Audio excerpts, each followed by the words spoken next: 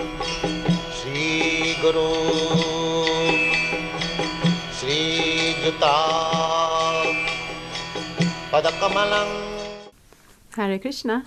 Welcome to our channel Bhagavad-gita. Here it is, because we have Bhagavad-gita as it is. Translation and commentary by His Divine Grace A.C. Bhaktivedanta Swami Srila Prabhupada. And my name is Labangala Tika.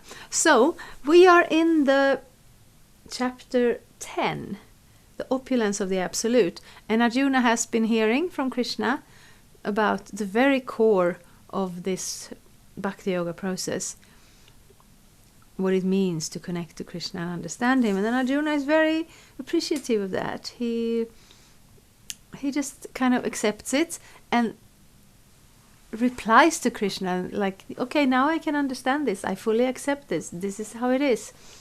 And then we heard here how he's also saying, but then, how can we understand your divine opulences by which you pervade these worlds? And how are you to be remembered? So we continue on this theme here. Arjuna is continuing. So I'm reading text 18. Vishtarenatmano yogang vibhuting cha janarana bhuya kathaya triptirhi shrinvato nasti me mritam. O Janardana, again, please describe in detail the mystic power of your opulences. I am never satiated in hearing about you, for the more I hear, the more I want to taste the nectar of your words. So that is actually the nature of devotional service or spiritual activities in connection to Krishna. Hearing about Krishna is one of the main processes of devotional service. So it's not that we just hear something because we like music or because we're curious or, because you're in a conversation, you listen to the other person while you're thinking, okay, when is my turn? When do I get to say something? No, hearing of Krishna is fully satisfying to the soul. And hearing from Krishna directly is exactly the same thing. So here Arjuna, he wants to hear something more. So I'm reading the purport. A similar statement was made by Sutta Goswami by the rishis, to Sutta Goswami by the rishis of Naimisharanya, headed by Shaunaka. Vayang tu na vitripyama utamashloka vikrame yachrin vatang rasa gyanang svadu svadu pade pade. One can never be satiated even though one continuously hears the transcendental pastimes of Krishna, who is glorified by excellent prayers. Those who have entered into a transcendental relationship with Krishna relish at every step the descriptions of the pastimes of the Lord. That's Srimad Bhagavatam, 19th verse of the first canto. Thus Arjuna is interested in hearing about Krishna, and specifically how he remains as the all-pervading Supreme Lord. So that is like something, sometimes we say that faith is a very important part of spiritual life, because that's how you actually advance in spiritual realization. You can measure it by your level of faith. On the other hand, it's not, taking to Krishna consciousness is not a faith. It's not just like, oh, that's my religion, therefore I do it. We don't need to accept it before we do it. We just have to accept it enough that we try it. So let's try this process. When we hear things like that, statements like that,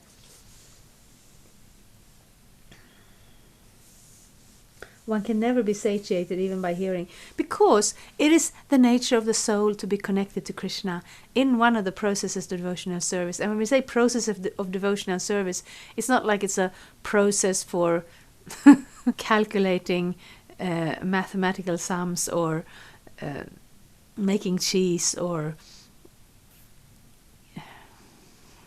I don't know, weeding your field. You have to have a process for everything. And that process, you do it in order to achieve something, and having a process makes it more efficient. But the process of devotional service means more the different ways, the different things you do in that loving relationship to Krishna, not in order to achieve something else, but simply they are descriptions of all the aspects of devotional service. And you do devotional service in order to please Krishna, and when you do devotional service, you're naturally fully satisfied from the level of the heart and in all directions.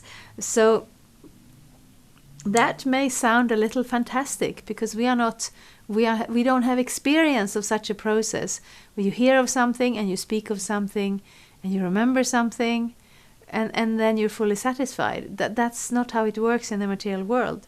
Because everything is you have to take a step, and there's means to an end, and even when you get to the end, it feels kind of empty, and then you have to start all over again. And that's the difference between the material world and the spiritual world. The spiritual activities, the absorption in Krishna, is actually what we are always looking for in this world. And when we don't have it, we have to fill that that hole in the heart with something else. And when we do have it, one can never be satiated. Then it sounds like a contradiction, like you're fully satisfied and you're never satiated.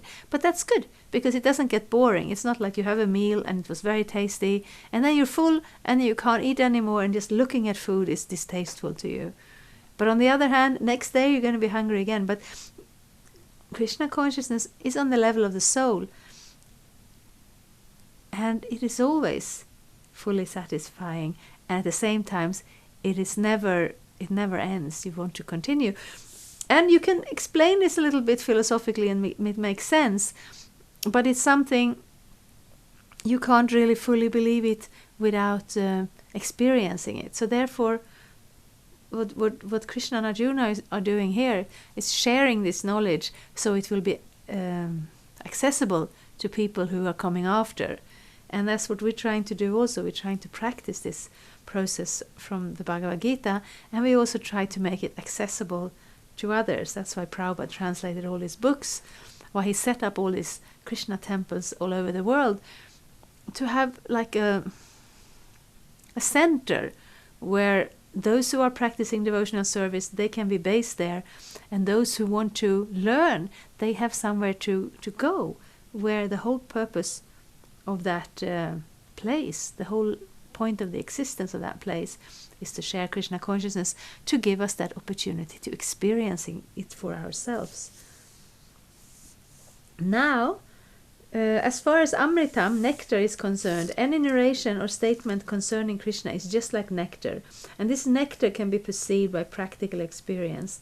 Modern stories, fiction, and histories are different from the transcendental pastimes of the Lord, in that one will tire of hearing mundane stories, but one never tires of hearing about Krishna. It is for this reason only that the history of the whole universe is replete with references to the pastimes of the incarnations of Godhead. The Puranas are histories of bygone ages that relate the pastimes of the various incarnations of the Lord. In this way, the reading matter remains forever fresh despite repeated readings. So that's what Krishna is giving us. That is what Arjuna is asking for.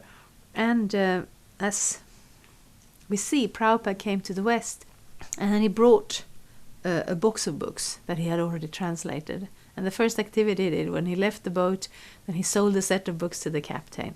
And that's kind of continued to be the basis.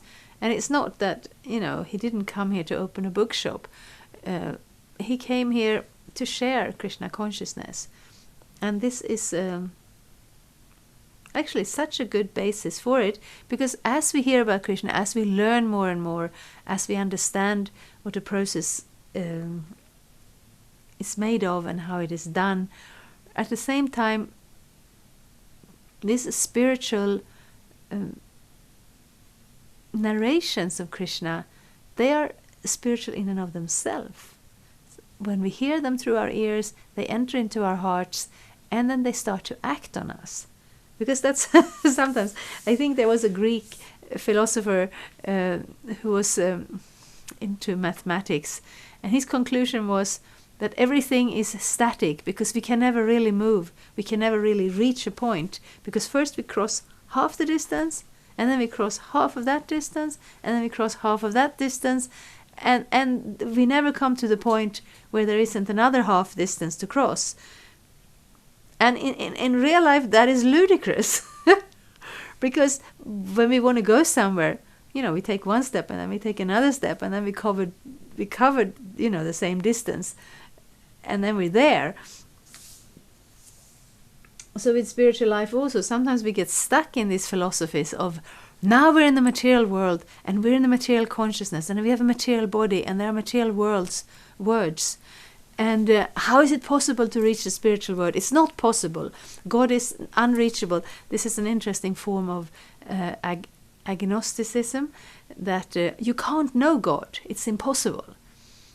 And in a way, it's true. You can't, set out, walk until you find God, or climb until you find God, or analyze until you find God. By our own powers, we cannot find God.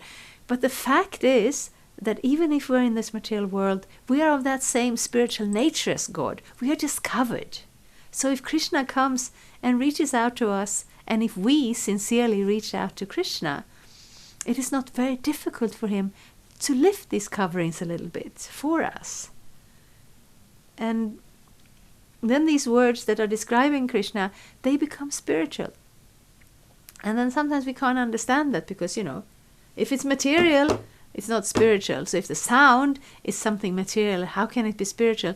But actually the difference between matter and spirit is not really in the constitution, because matter is also Krishna's energy, only his separated energy.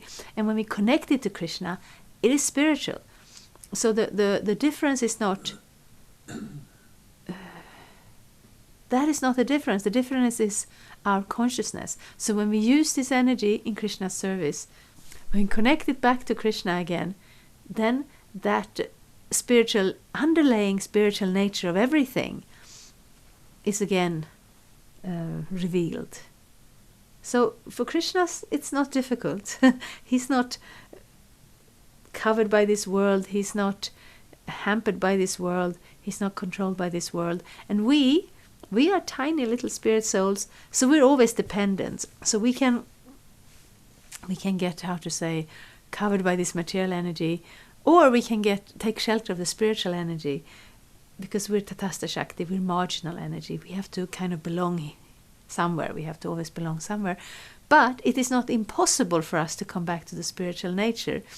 And even if creating such a philosophy seems to be very tidy and very logical, it does not describe reality. In reality, we are part and parcels of Krishna, and Krishna is reaching out to us and saying, this is how you can connect to me.